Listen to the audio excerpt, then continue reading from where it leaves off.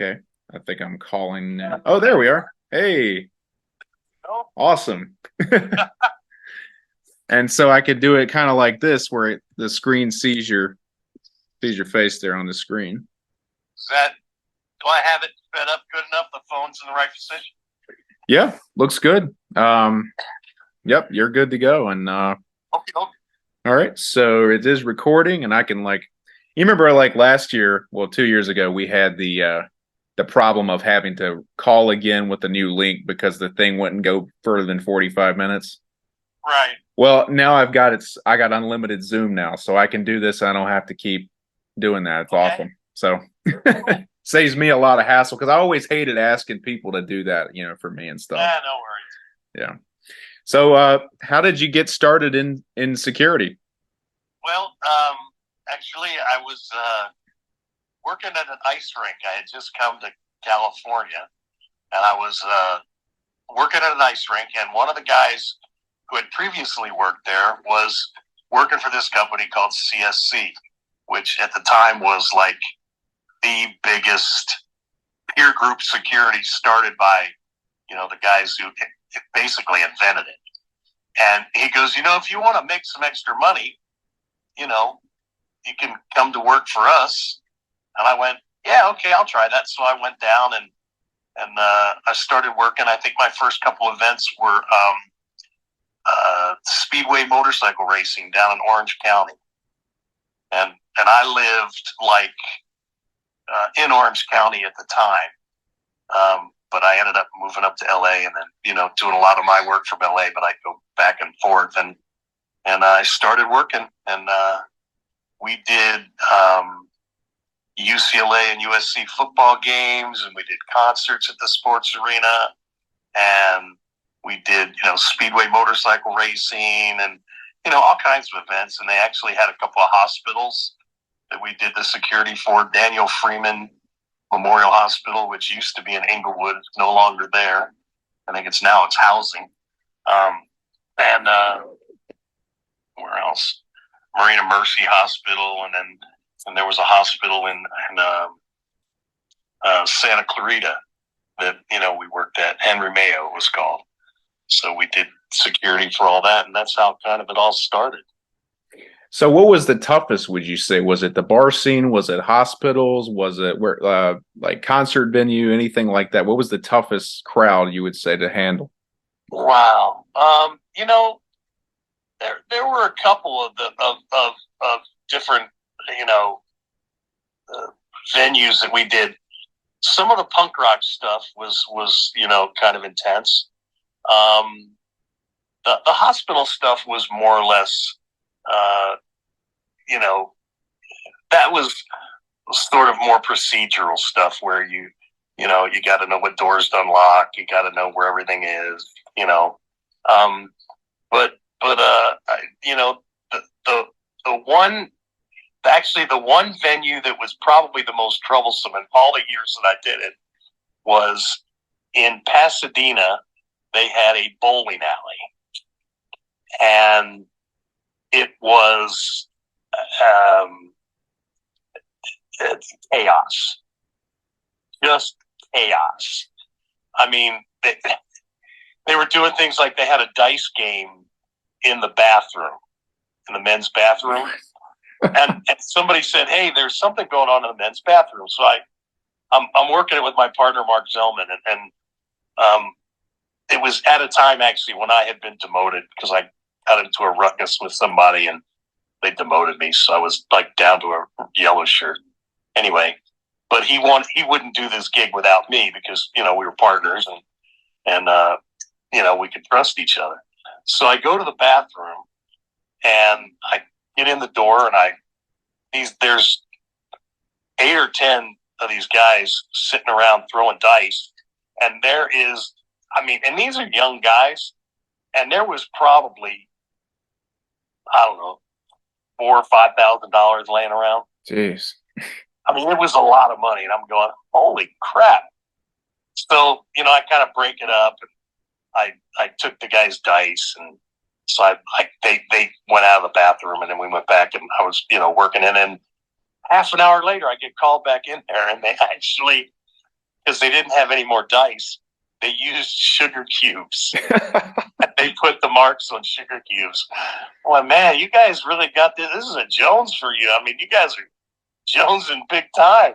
Yeah. You know, but it was a pretty rough place. I mean, we had a guy pull a gun on me, and I was like, he pulled a little pissant 38, and I had already been shot, and I was like, 38, shit, and I just opened my jacket because I was carrying at the time, wasn't supposed to, but I was carrying a Colt Python, and it's full of holster, and I go, what do you think's gonna hurt more, yours or mine? and he kind of started to back out the door, and he backed right into the Pasadena PD. Nice. And they took him down and took his gun from him, and he ended up going to jail. Wow. Yeah, Pasadena PD doesn't play around. They were pretty. They were good guys to work with, because I had worked with a lot of them at the Rose Bowl. Yeah. And we did the company that I worked for did the Rose Parade, the Rose Bowl. We did lots of events out there. Right. And so, I got to know, you get to know some of the same cops, you're working with. Like, I know a lot of the LAPD guys, a lot of LA sheriffs, and, they were, good guys to know and work with. Yeah, that's amazing though. I mean, it's like that's like something out of a movie. You need your own like biopic of like your life here, because this is just stuff that it sounds like it's a movie, but it's real life, Yeah, I mean, and I'm not so sure the company would have liked to have known I was carrying a gun, but I had, when we got there, we realized we were completely outnumbered. It was a really bad idea, and the cops were like, "Listen, this is not, this is not like a concert. This is ugly. These are full blown gang members, and they all got an attitude, and you're going to get popped off at a lot too." I used to have a fairly quick wit, so I didn't mind somebody jawing at me, Yeah. But so I just went out to the car, and my partner Mark, he went out to the car too and got his gun, and I got mine, and we just made it through the night, and I was, the guy who set us up for it is a guy named Tom Halloran. He worked for our company. And I called him like 5 or 6 times going, this is like crazy here. Okay. Like, 2 guys shouldn't be doing this. Yeah. Okay. This should be, we should have like a full crew of like 20 guys out here. And, it's intense, and he never did call me back. I never did. And then after that, I go, listen, I'm not working that with 2 guys. It's unsafe. Yeah. And they continued sending guys out there, but every week, Pasadena PD was rolling up the paddy wagons, and like one night, one night when we were there, they opened up one end of the building, and they closed down the other end of the building, and they just took everybody out of the place. Nice. And they picked who they wanted to throw in the paddy wagon and arrest, and they did. A cleaned house. They did. Yeah, they did. That was one of the places I didn't. We had some great. San Bernardino County Speedway was a rough place. They had. There was some. They weren't a real biker gang, but there was a lot of guys on bikes. And they were used to doing things their own way, and they didn't like having our guys who worked with us, some of our black guys. They didn't like being told what to do by black guys, and they didn't like being told what to do by anybody. Yeah. And so that got to be a real physical place too. We had some really intense times there, but. That was back in the day too, because you got to remember this is the early 80s, and like nowadays, the problem with bouncing nowadays is that everybody wants to sue you. Yeah. You know, you look at them sideways. You know, I used to run the security. I worked in this place called Montana's in San Dimas, and I haven't worked there in a long time. But there was a guy who not in the too distant path, got into a ruckus with the security, started a fight, and then sued him and took him to court. And I guess won, a judgment for him. I go, how you're dumb enough to start a fight with the bouncers there. And this guy like fell, and he was drunk, I guess. The story I heard is he was drunk. He was up on top of a table, fell off the table, and broke his ankle. And then he said, "Oh, the security broke his leg," which that did not happen. Yeah. But I mean, you hear stories like that all the time. And Yeah. it's not like the old days. And in the old days, if a guy was popping off and he was wrong, he might have got handled a little bit, but he realized that he was wrong and he went about his business and it wasn't a big deal. Now you look at a guy crosswise and they want to sue you. Yeah. Well, a buddy of mine, I live in Maryland. A buddy of mine used to work in reggae bar in Adams Morgan in D.C. He worked there for 10 years, and he said these two college students came in from American University, and one of them, they just wanted to pick a fight with him because he was a big guy, and one of them jumped on his back, and he threw the guy off his back and like threw them both out, and popped a couple of them, and next thing he knows, he's getting carried to court, sued by these kids because their dad was some kind of lawyer. Yeah. I'm from Louisville, Maryland, by the way. Oh, nice. That's near Baltimore, right? Yeah, just north of Baltimore. Oh, cool. I'm in Silver Spring. Okay. Well, yeah, I know exactly where you are. Yeah. I got sued one time for like $1 million or something because some idiot had a chemically altered perspective. He was popping off. He pushed one of our female employees, and she came and told me about him, and we threw the guy out. As he was leaving the sports arena, this guy swung around and hit the glass because he was trying to hit my partner, and he hit the glass and broke the glass and cut his hand. Well, I took him out the door and shoved him, and he did an Olga Corbett, and came to the ground. And that was such a big ruckus. This guy ended up suing us. I don't know if he ever got paid, but I know he sued us. It was like, he caused the ruckus. He was drunk or high or whatever. He caused the ruckus, and now he's, suing us, Yeah. And that's the incident that I got demoted for, because they said, "Oh, I should have taken him back in and arrested him and all that." And I was like, I was just trying to get rid of the guy. It's just one of those things, Yeah, well, well, I asked Andy recently. I said, "Are you going to go back to bouncing?" He's like, "Not nowadays." He's like, "It ain't like it used to be." He's like, I'm not. He's like, "That's not happening." And he's not going to do it. And nowadays, the incident with me, I was working at a nightclub. I threw a guy out. He came back with a gun and shot me. So, shot up the whole bar. Oh God, this was in the '80s too. Yeah, it was, back in the early '80s. Jeez. Well, hopefully he's still in jail for that. I hope so. I got no idea. I ran into his, I saw a guy who I thought was his brother, because I had to go to court and do all that stuff with the guy. He had threatened me, and, he was not a good guy. And so I had to go to court and testify, and then, all that. And it was a weird, deal. Yeah. And, nowadays you never can tell, because people nowadays are nuts. Oh yeah. Oh yeah. They are batshit crazy. Yeah. And I'm going, dude, you got your ass kicked because you started it. What and now you want to sue? Because, everybody's sue happy, Oh yeah. Oh yeah. Because a lot of times, like in the one case that I was involved in, this guy that, I threw out, and cracked his hand through the glass.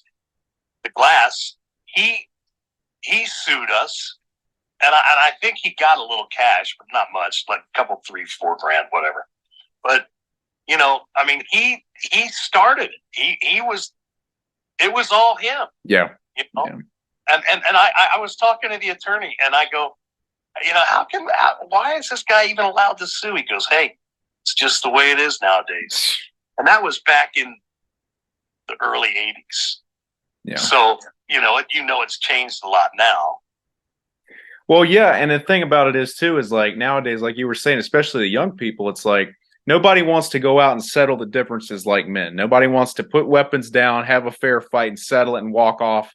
They immediately want to pull the knife or pull the gun, and you never know who's carrying now. If you say, and like you were saying, you say the wrong thing to somebody, and that's the response. It's not, let's talk this out, let's handle it. No, it's, I'm gonna just shoot you because I don't value human life anymore. Well, yeah, and this guy that shot me, I said, look, man, I'm sorry this happened, but he had a chemically altered perspective, or was drunk or whatever. And he goes, well, that doesn't matter. And I go, well, yeah, it does. Yeah. Come back another night dressed right, I'll even buy you a drink. No. And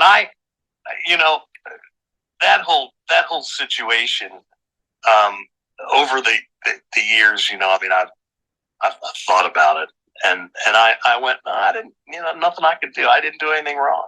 No. And it, you never know, what kind of crazy, jackass you're gonna, run up against. One of the last times when I was working at this nightclub, Montana's, a guy came in and with a couple of people, and he was drunk and kind of out of his mind. And they said they came out and got me, and at the time it was just me and a buddy of mine named Steve Hooper, and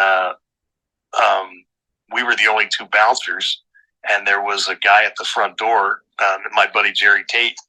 And I was talking to Tater, and somebody came up and said, hey, we got a problem with that guy that came in. And so I went over and I walked over and I go, hey, Pard, what's going on? Because I was mostly, I was really good at talking people down, and I'm an affable guy, not, fat guy with a, big smile. And, I was always smiling.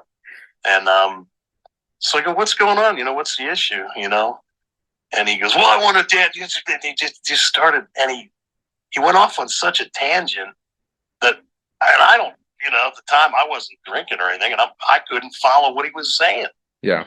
I just go, dude, are you okay? Because you don't sound, you don't, why don't you just call it a night tonight, and he lost his bloody mind. And he turned around, and I could tell he was going to do something. And he threw a punch, and I just kind of ducked underneath it, kind of snatched him up and grabbed him by the seat of his pants and the crook of his neck, and, took him out. I got him to the front door, and he got to the front door. He started cussing me a blue streak, and he was going to kill me and shoot me. And I go, well, I've already been shot and I've been stabbed. That's not going to work. I've had like 5 concussions by that point. I go, well, that ain't going to work. What do you, how are you going to turn this into a win for you? Yeah. Well, I go, no, you're done. And I go, and here's the deal. Never come back again. Because you obviously, can't handle your alcohol. No. And, you're out of your bloody mind, Yeah. And luckily, the LA County sheriffs who worked up in that area were sitting out there, and they heard the ruckus and came up the stairs, and he started to fight with them. Oh, and Lord. they took him to jail. I go, this is how dumb you are. Yeah. And these LA County sheriffs out there, they were not little guys. Yeah. I mean, these were big, big, strong, weightlifting, the sleeves on their shirt were really tight because their arms are so big. And, and they were the funniest guys. And, they always had a great sense of humor, but I go, I couldn't believe this guy. They go, we took him in and we had him do a 5150 test on him. He goes, because we thought he was crazy for choosing you off. Yeah. Oh well. Knew Yeah. he was nuts 100%. after choosing us off. Yeah. Well, I mean, and that's the thing too. It's like when if somebody's first of all messing with you, and then they're messing with this guy. I mean, clearly, yeah, they're not operating with full deck. Something's going No, on because like nobody in their right mind. Like to be honest, like if I went to a bar and you're the bouncer, I'm gonna be on my best freaking behavior. I'm just gonna say it, like right now, like I'm gonna watch what I'm drinking. I'm not about to get my ass kicked. So like the fact that all these people are just like, oh, I don't care. I can take him. I'm like, you gotta just be just dumb as rocks. Like, I mean, we had guys, back in the day when I was working for CSC, it's Contemporary Services. When I started to work for them, it was Contemporary Security, but then they changed their name to Contemporary Services. And the two guys that owned the business, um, Damon Zumwalt and Pete Kransky. And Pete Kransky went on to own his own company. I think he just sold it, and he's been, But these guys who did the NFL every year. They did the Super Bowls. These guys were the creme de la creme of the, security. And we did all kinds of different events. And the good thing about doing all those different events is that you got to do so much that was so interesting. yeah, It wasn't always just concerts or and football games, and but these guys were, I mean, yeah, the amount of security that they had done, and these guys, you got to remember, these are the OGs of that kind of peer group security. I mean, they right. basically invented, and all of the guys that I worked with, that I worked with the best in the world, Warren K, Bob Wine, Bob Bender. These are guys who did the biggest names in rock and roll, the Rolling Stones, Bruce Springsteen, John Cougar Mellencamp. They did, Bob Dylan, I mean, these guys were the best, AC/DC, the best of the best. All the greats. That's who I worked with, Yeah. So I was one of the best in the world at this, Yeah. without a doubt. And I worked with the best in the world. I mean, Van Halen, the guys that I worked with Van Halen, It's amazing. Yeah, I mean, Eddie Anderson, who was Van Halen's security guy back in the day, worked with Dave, and then Eddie had a great sense of humor, and he knew what he wanted, Yeah. knew how to get it, and a great guy, I mean, I really liked him.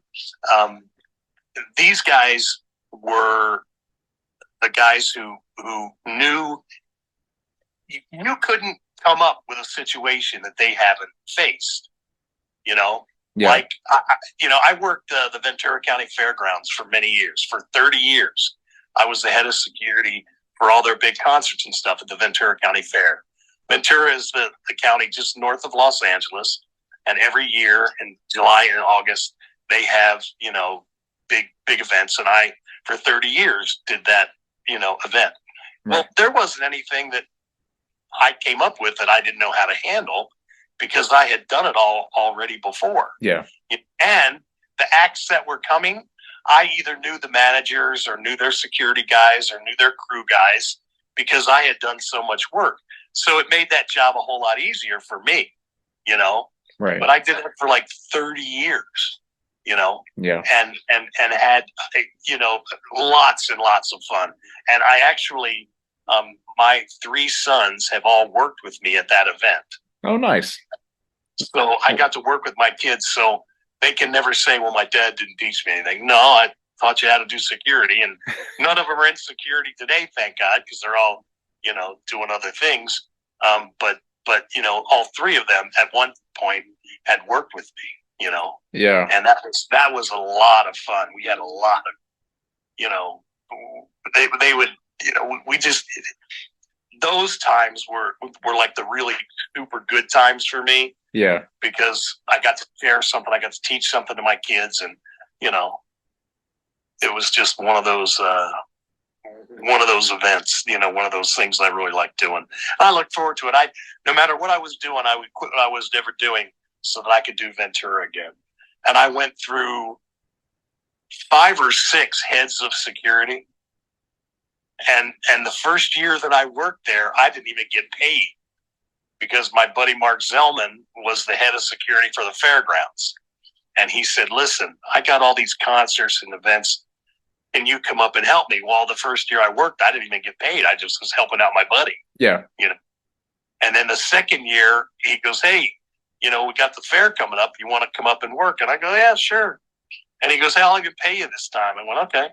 I didn't even ask him what he was going to pay me. I didn't care. Because again, I was helping out my buddy. Yeah. And,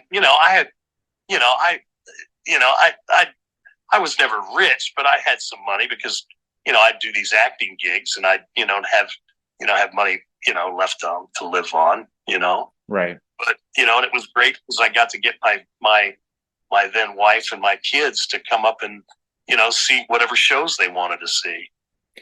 Well, that's you can't beat that. I did security one time right out of college. I did a WWE show, like a Monday Night Raw. And AJ Styles was coming out and I was on the the ramp. I was like keeping the fans back. And I'll never forget, this one guy didn't like him. Is this big guy and he had the belt on. Oh, the wrestling fans are a special breed. Like they take that shit seriously, And so this guy comes up, he goes, when AJ comes out here, I'm gonna swing on him, I'm gonna blah blah blah, I'm gonna do this and that. I told him, I said, dude, your best bet would be to stay on that side of the fence. Well, but he's a blah blah. I said, you know what? I said, matter of fact, go on and do what you're gonna do. I'm gonna stand back and watch.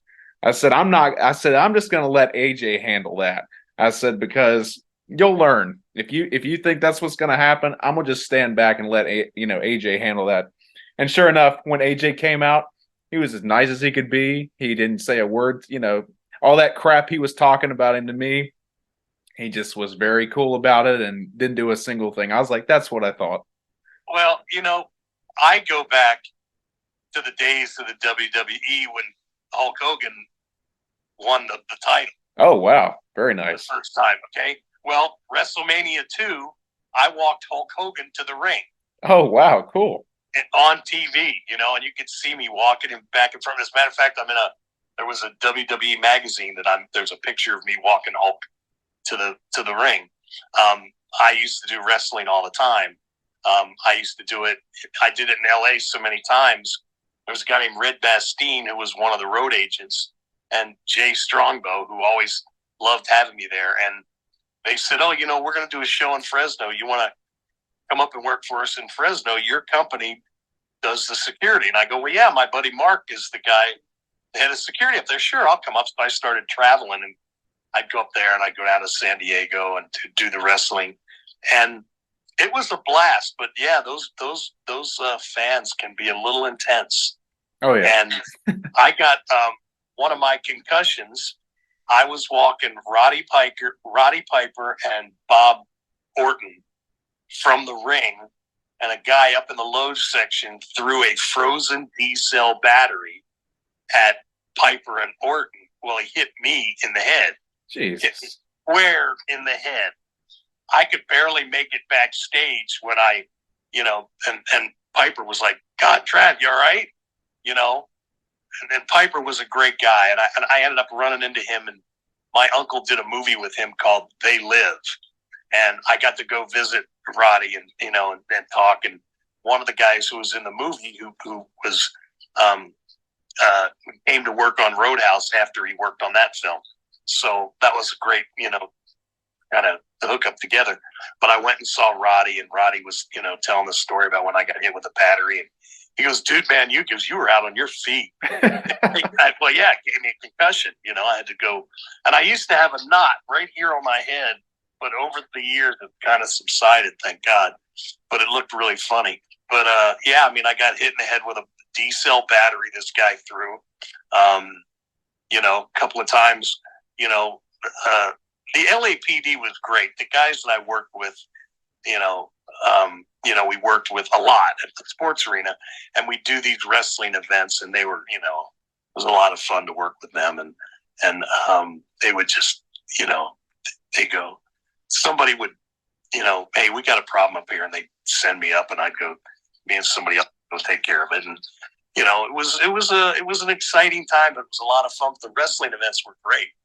I did WrestleMania 2. I think I was in WrestleMania. I was at WrestleMania 3. I worked, a lot of wrestling events.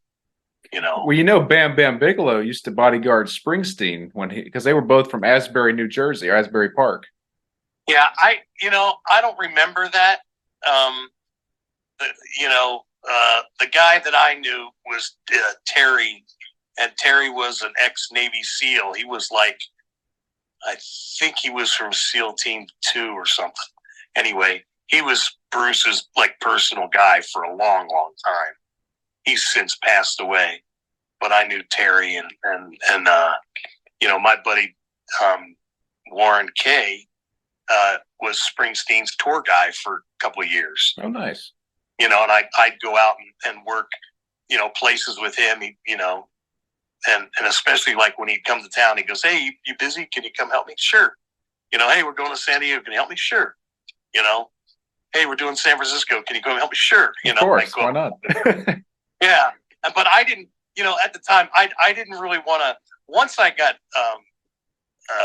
once my son was born, I didn't really want to go out of town for any length of time. Yeah. I wouldn't mind doing the fair because that was 10 days, but the fair was good because then my kids, my wife, and everybody could come up to the fair. Yeah. And do shows, and see the shows and stuff, and I'd get to see them during the day. But I didn't want to leave home much, so I preferred to, I was more like a homebody. Well, I'm sure they appreciated that. Oh yeah, my buddies would call me and go, "Hey, we're doing this." Like Bob Wine would come to town or whatever, and he'd be with whoever he was with, and he'd go, "Hey, I'd go and help him out." We'd go and help out at it's the Rose Bowl when he was there with the Stones, and Dodger Stadium when Michael Jackson, the Jackson Victory Tour. My company did the Jackson Victory Tour. We did bunch of days. My Anthony Davis, AD, and Brian Trent were the two guys who were the main guys on that tour, and I would go out and help them, and do stuff. And it was a lot of fun for me. Plus, it's funny because I've seen the great part about it was I got to see so much music that I probably wouldn't have been going to see. But I was talking to a friend not too long ago, and we were talking about Bob Seger, and they go, "What instruments does Bob Seger play?" I go, "Shit, I don't know."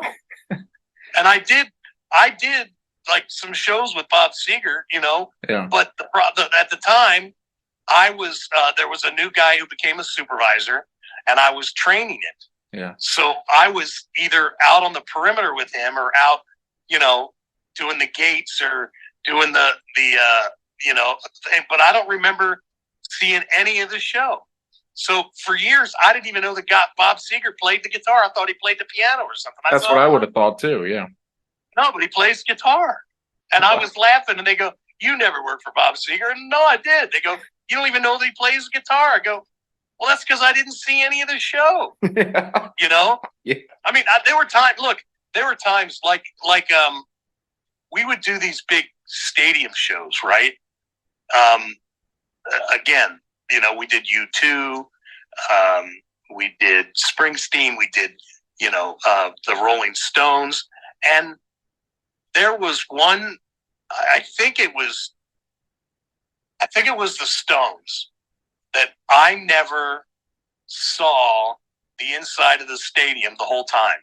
Wow. Because I was out doing the perimeter, and I was on, I used to specialize in doing what was called, we used to have this a hit team, where if there was a problem, me and the guys would go run and, take care of it, right? Right. Well, I mean, and there was we used to do every January before the Super Bowl, we would do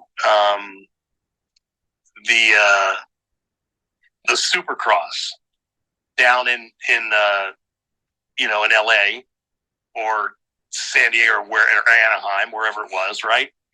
And there was a couple of Supercrosses. I never got inside. I was so busy on the outside, that I never got a chance to go in and see any of it. That happened, it didn't happen all the time. A lot of times my specialty was like, the barricade, right in front of the stage, or, the backstage or whatever. Not so much the backstage, but the barricade and that kind of stuff. And we did, oh God, one time we did the Beach Boys at Anaheim Stadium, and they were playing, God, this was early 80s.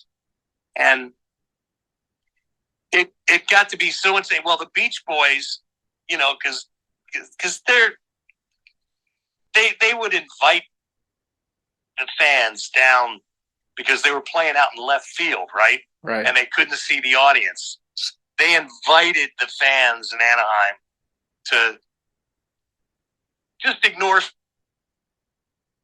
security and come on down on the field, come up and run right to the stage. Well, when that first happened, we were trying to stop it because you're trying to protect a ball field that has $1 million ball players on it. Yeah. And if it gets a lot of divots and stuff, a guy, a ball takes a bad hop, or a guy steps in a divot from somebody, and it's ugly, somebody could get hurt. And, they just called everybody down. And for a while, it was kind of a rodeo till we, and then everybody we weren't set up to go to the barricade, but we had to go to the barricade, and that they were playing on a raised platform, and people were trying to actually climb up the platform. And we had guys up there, kind of stopping it. Yeah. And there's a guy named Mike Martin who he and Steve Woodford were partners. And Mike Martin was up on the barricade already, and I was trying to get up the barricade. Okay. Yeah. Like pull my fat ass up the barricade, up like an 8-9 foot wall, right? Yeah. And I'm going, what in the hell am I doing? So I jump up, I grab up onto the thing. Mike Martin grabs me. He ended up going to be a Garden Grove police officer. I think he became a sergeant in Garden Grove PD out here in LA. Anyway, he's trying to pull me up, and he's going, dude, help me. I go, I'm pulling you. I go, he goes, what's going on? I go, well, it turns out there were two guys holding onto my legs, and my pants were coming down. Oh, Jesus. My blue polyester pants were coming down, and I'm like, and they ended up ripping, Yeah. So my underwear was showing, and Mike just dove off. He just jumped off and took both guys down, and I was able to get back up, and I reached over and pulled him back up. But it was just one of those things, just hysterical. I mean, should have the rest of the day. My pants are ripped. If only there had been phones to capture that. Now, I mean, nowadays there'd be a TikTok of that somewhere. Oh, are you kidding me? Yeah, that's another thing too that always, I couldn't get away with nearly half the shit I got away with back then because everybody would have a video of it. Yeah. And you know how they can manipulate a video to make it look like something is what it is, and it's not. Oh, for sure. You don't get to see the whole picture. Yeah. You don't get to see what started it and how it ended. You only get the salacious middle part. Yeah. What's going to get them the views? Because it's all about the views. So, right. Yeah. Right. Yeah. That's so. Well, I was going to ask too. Like, was there ever any like musical people like I've heard stories about Bob Dylan being difficult. Different people who are like famous musicians. Were there any of those who were ever difficult with you guys, or did they appreciate what you were doing to help them out? Well, difficult is sort of like, what flavor of chocolate do you like? You know what I mean? Yeah. There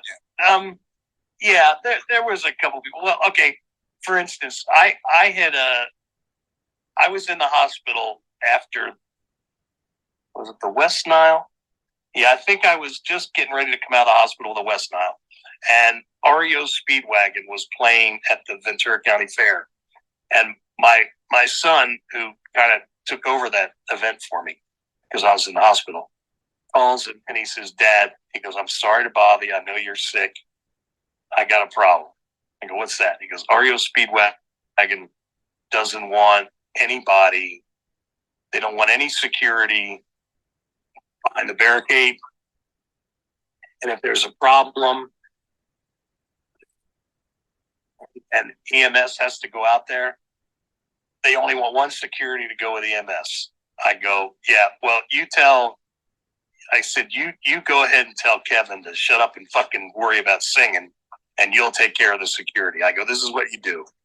You put one guy right in the middle of the barricade in a chair sitting down.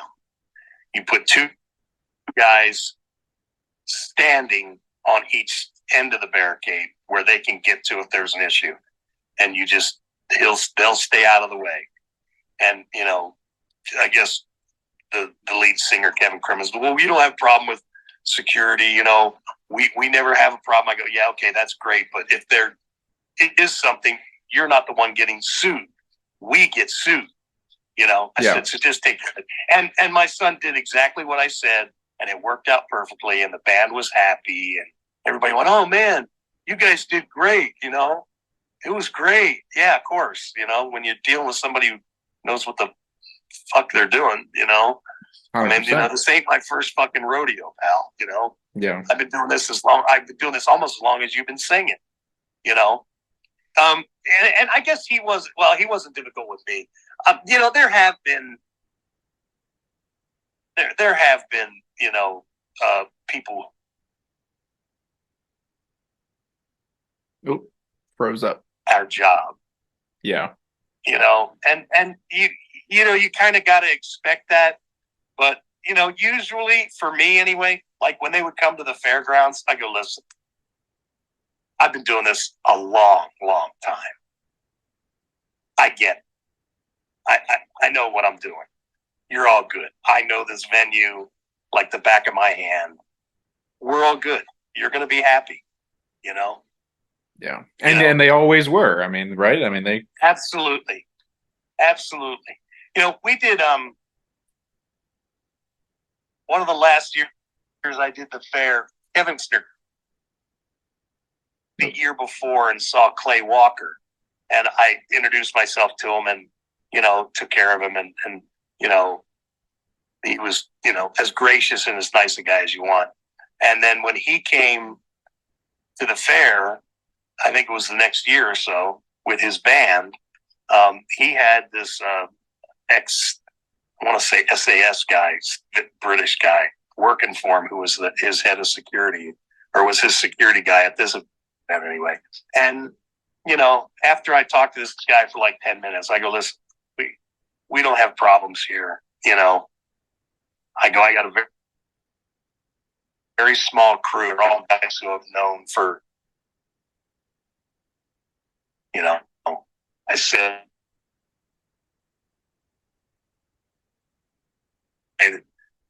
looks like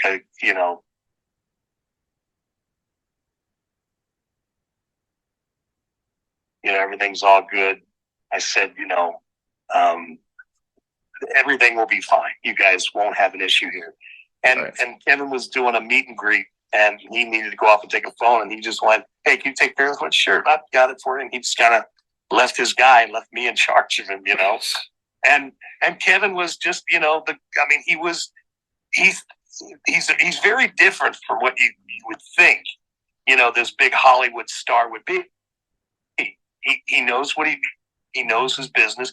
He's really good about, he wanted to stay with the band. He wanted to be, with the band and the bus with the band. So we put the bus down by this, and, everything worked out great. Those guys, those kinds of guys, that know their business and they've been in the business a while, they never have any real worries. They know they're going to get taken care of. Oh, yeah.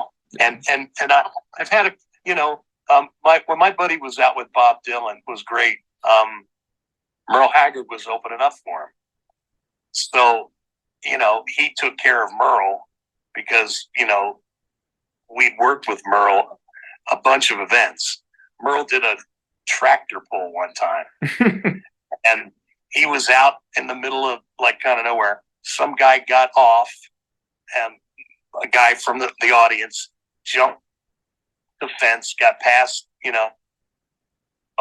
the guys who were supposed to be, at the fence. He got them, and he was running to the stage, and Merle could see him, and he's looking, and he's like, "Oh shit!" And I came out of nowhere and just cut this guy off. I didn't even stop running. I picked him up, buried him out, took him over to my guys on the side where they threw him out.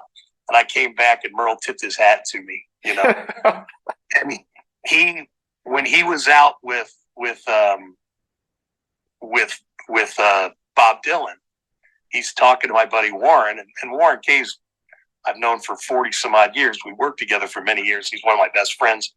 And he was telling Warren about this story. And Warren looked at him and he goes, "Merle," he goes, "that was my buddy Travis McKenna." He goes, "You're kidding me." He goes, "No." He goes, "Because we've laughed about that story." He goes, "Well, that guy was big, and man, could he move?" He goes, "Yeah." He goes, "Kind of scary, huh?" He goes, "Yeah, it was like a," what did he say? He said it was like a Cape Buffalo. And he said, "Yeah, Merle, we're going to take care of you." So, Merle knew that, anywhere he went when he was opening up for Dylan, Warren was going to take care of him. Those kinds of relationships you make, And it's funny that Merle was telling him this story, what happened 20 years before or so, 30 years before, something like that. Well, you never forget stuff. There's certain things that stick out in your head. You never forget stuff like that. Oh, absolutely. Oh, absolutely.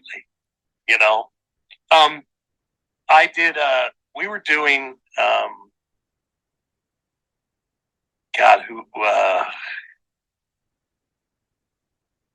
sorry, stroke brain. The guy that replaced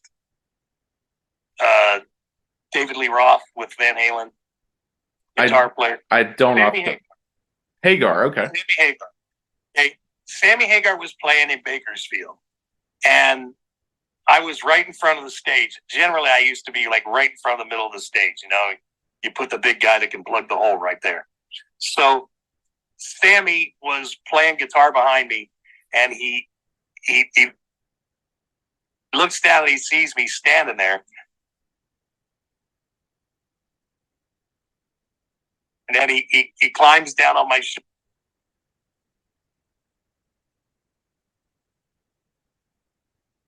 Walk up and down the barricade. He goes, "Okay, put me back on stage." So I bring him back on stage, right? And he's laughing. He just thinks that hysterical. Well, like 2 weeks later, we're doing Bryan Adams at the Hollywood Palladium, and I'm right in front of the stage. And of course, Bryan Adams got to do the same thing. Comes over and he puts his foot on my shoulder. Then he climbs down on my shoulder. He's playing guitar. He goes, "Hey, walk me into the audience." I went, "Okay." So I take him into the audience. He goes, "Can you take me into the audience?" I go, "Sure." And I took him into the audience. We walked around. I brought him back. He got it back on the stage. He just thought that was hysterically funny. And he goes, "Oh, I'm sorry. I didn't mean to add you to the show." I go, "No, it's all right." I go, "Sammy Hagar did the same thing last week," and started laughing. And Brian, he's just the most gracious guy, really, easygoing, great guy. Yeah. So it was, those kinds of things are, they're fun for me, Yeah. Well, when was remember them. Oh, for sure. Well, I mean, how could you forget that? And like I said, I wish there was like photos or something of like all this stuff out there so I could like find them on the internet or something. Oh yeah. I sometimes, I think that whole photo thing is a blessing and a curse because, like I said, I've done some things I wasn't too happy about, but. Well, there's the old meme out there that says if you were born between this and this year, my 20s and 30s were filled with all these great moments, then there's no evidence of them happening at all. Thank God. Yeah. I spent a lot of time. It's funny because nowadays, when after the Ventura County Fairgrounds, we'd go to the LA County Fair, and my wife would want to, go see some of the shows that were there, right? So I the same production company was doing both. So I'd go, take her and we'd go to the fair and we'd enjoy the fair. And she said she hated walking through a crowd with me because she grabbed me by my arm. You're holding my hand, but you're ducking your way through the crowd. And I go, well, I'm just trying to get through the crowd. She goes, I know. She goes, but and then we get stopped every 20 feet because somebody knows you, and they either know you because because of the Longhorn or wherever I was working the bouncing, the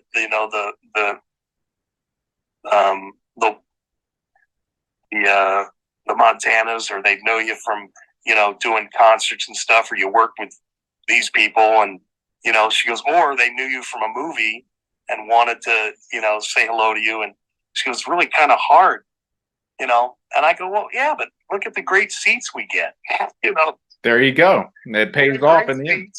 Where you get passes, you get to go backstage and meet everybody. I go, well, what can be wrong about that? Not a single thing. No. Well, what made you finally like retire from the business? I got real sick, and I got the West Nile virus, and then I still did the fair after the West Nile virus for a number of years, because that job I knew so well, and I was more of an administrator than anything. I mean, I rode around in a golf cart, and I had at least one or two of my sons to work for me, and the crew that I had was so experienced because they'd worked with me a number of years that they knew what I needed, and I didn't have to do a whole lot of the hands-on stuff. Right. And I, the Jim Jennings, who was the stage manager and who was in charge of the crew, and then the promoter guys, they all knew me, every year. They knew that the job was going to get done. So when I got to a point where I really wasn't physically up to the task, I mean, I joke and I joke with my kids. I go, I got about 2 minutes of fighting left in me, and I'm saving it in case one of you kids needed it, or your wife, my ex-wife needed it. I go, yeah, I'm not too, my son goes, I think you ought to shorten that down to about a minute, Dad. He's a smart ass. This is the same one when I had my leg amputated. He came to the hospital the day the leg got amputated, and I was getting out of the surgery. He came wearing a T-shirt that said "One-legged man in a butt kicking contest." Oh wow! Wow, that's terrible. Right? Yeah, exactly. That's my all my but all three of my sons are all smart asses. Yeah. And I don't know where they get that from. I think they get it from their mother. Oh yeah, of course. Yeah, sure. But they've all joked about it, and that's it's fine. I don't have an issue with it. Everybody they kept waiting for the lack of a better term, the other shoe to fall, because after they took out my leg, they thought, oh well, all the doctors told them, well, he's going to be depressed. He's going to be, he's going to want to think about suicide. And I'm like, who are you kidding? I'm the one that told you. They said, oh well, because when my leg got amputated, it was because they came. I had a wound on the bottom of my foot, and it healed up, and then it got worse again, and then it healed up, and it was fine, and then they came back to me and they said, well, listen, you have, there's some infection showing in your foot. I go, okay, we'll take it. They go, well, no, we want to try. I go, no, you and I both know once infection gets into a bone, you can't clean it out. It doesn't happen. So rather than wait, and what happens if this thing spreads like wildfire, it comes up, kills? No. So just go ahead and take the leg, take the foot, whatever. I'm fine. And they go, you don't want to talk about other alternatives? I go, no. My mother was a nurse. She was an RN. She was the night coordinator of a hospital, and she was in World War II. And she was a nurse for General Omar Bradley. Oh wow! Right, and my mother was 5'2", and she scared the shit out of me. And I'm 6'3". Yeah. I'm not. I've been brawling since I was. It's fun. I'll tell you this in a minute, but anyway. So I said, no, just take it. and they were all like worried that, my wife was even worried that, oh my God, he's going to be, and it just never happened. And then what happened was, a couple of days after they took I had a stroke and it affected me. Well, that was the thing that I had to recover from most. But I never had that, like, poor me, they amputated my leg. I was like, okay, well, what do we do next? Can I start walking on it? No, you can't start walking on it. And like I've gone through, I have like a prosthetic, that I put on, and I walk with it now. And, I don't have, I don't have an issue, but, I'm like a pirate. I go, great, I'm finally a pirate. Well, my son, my leg, when I got out,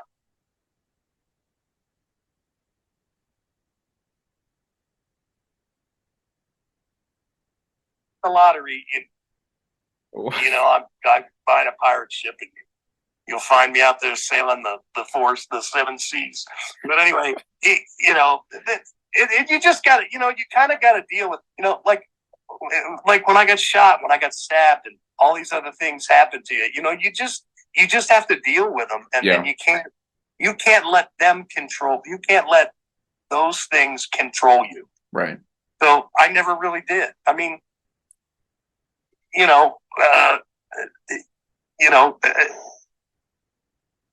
it's like, okay, well, whatever. You have to know what you can control and what you can't. Yeah. And, like I've said over the years, I've been through so much that, whatever happens, I'll deal with, Right. I will deal with, when they, they're all worried about me, with my leg. And I was like, no, it's okay. I mean, look, if I didn't have the leg removed, I would have died eventually of some kind of blood poisoning or whatever, right?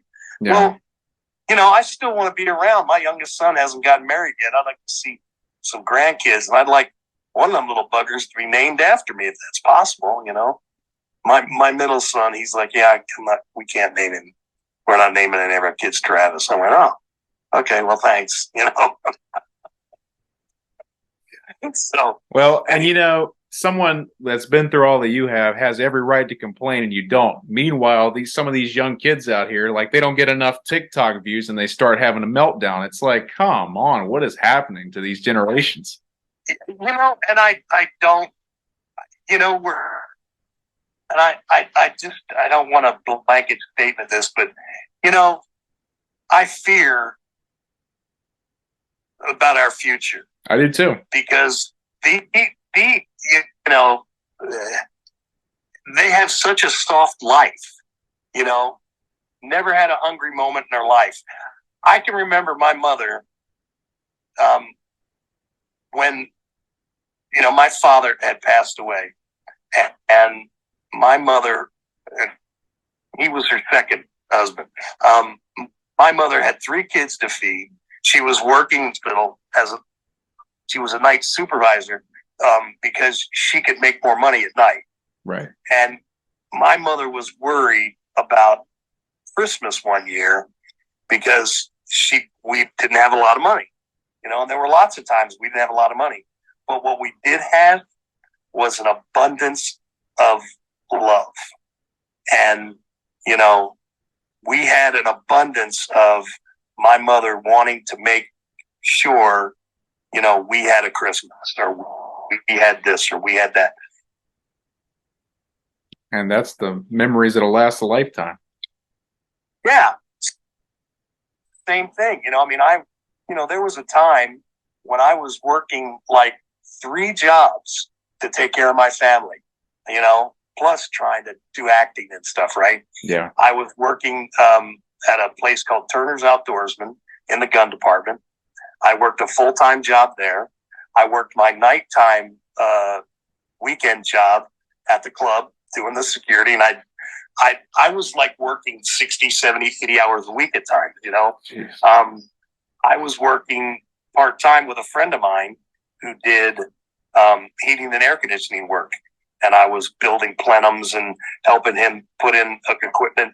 And my father-in-law, who had a construction company, I was working part-time for him, and I knew nothing about construction. I was sort of like the dumb son-in-law, but, I mean, I was there, I was learning, I was trying to, I never put that, well, I can't, if I'm not doing what I want to do, I can't just sit on my ass and not do anything, you know? So, I mean, there were times, like I said, I was doing 80-hour weeks, 90-hour weeks. I was exhausted. And I think that's what kind of finally burnt me out. Yeah.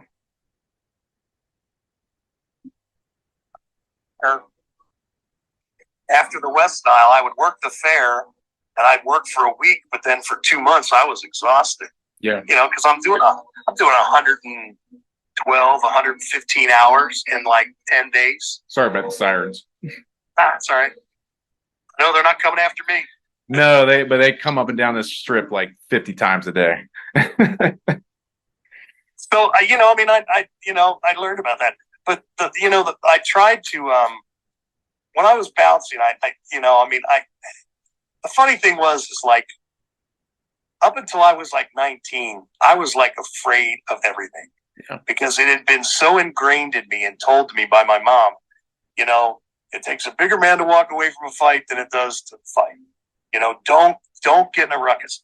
So I had never really been in too many ruckuses when I was younger, right? Yeah. So when I grew to be a man, I come out to California, and I was when I was working at the ice rink. There's this guy who was kind of a douche, and he really kind of had me buffaloed. Like he was gonna, he could hurt me and whatever. And it was because I was taught never to fight. Well, so I went to do this job when I started, doing security, and my partner Billy Don Corey, and we started partnering up, and he goes, come on, man, I'm going to teach you how to take care of yourself. He goes, because you're big and strong and you grab somebody, and that's great. He goes, but you got to learn, a better defense and better offense. And I went, okay. So we started working out because his apartment was hooked to the studio. So we'd go in the middle of the night, or we'd go in the really early in the morning. We'd hit the heavy bag. We'd start throwing each other around, work out on the mats. He started teaching me Kung Fu San Soo. And then I got I started to really get a love for it. So I wanted to start to learn. So I started taking from his brother, Chuck, who was, a grand master. I mean, this is the guy who, Jimmy H. Wu, he was one of Jimmy H. Wu's students. Jimmy H. Wu's the godfather of Kung Fu San Soo. And Kung Fu San Soo is not like judo, or it's a strictly military art. I mean, our guys don't fight in tournaments. They're not supposed to fight in tournaments because that's not what it's for. Right. And, I worked out with a lot of great guys who taught me, So then I sort of went the other direction, where before I never really wanted to get into a ruckus. Then I sort of went, well, if a ruckus comes along, I'm just going to take care of it. And it did. And I got to be known as kind of a hands-on guy, which, the two guys that I worked for were Pete and Damon. Damon Zoom, didn't mind that. He kind of liked it, because I was, maybe we them, and like running the fairgrounds, running the shows at the fairgrounds, running the club, the nightclub. I could handle it. I was, and I wasn't afraid to, I just wasn't afraid to mix it up anymore, Right. And so, like a number of years in the 80s where I was, doing a lot of different work, it was sort of known, well, if you have a problem, call Travis, call Bill, call, Mark, my other partner, Lamont Williams. Lamont is I'm sort of the black version of Lamont, except Lamont has I think he's got 4 black belts. And jokingly, we always laugh, Lamont's knocked out more guys than anybody ever. So anyway, but me and Lamont, 3 great partners that were guy turned my back and knew that it was going to be covered. Right. And they had the same feeling. One of the times at the fairground speedway, these biker guys were getting in Lamont's face, and they didn't like the fact that a black guy, and they kept they kept using the N word, yeah. Which, look,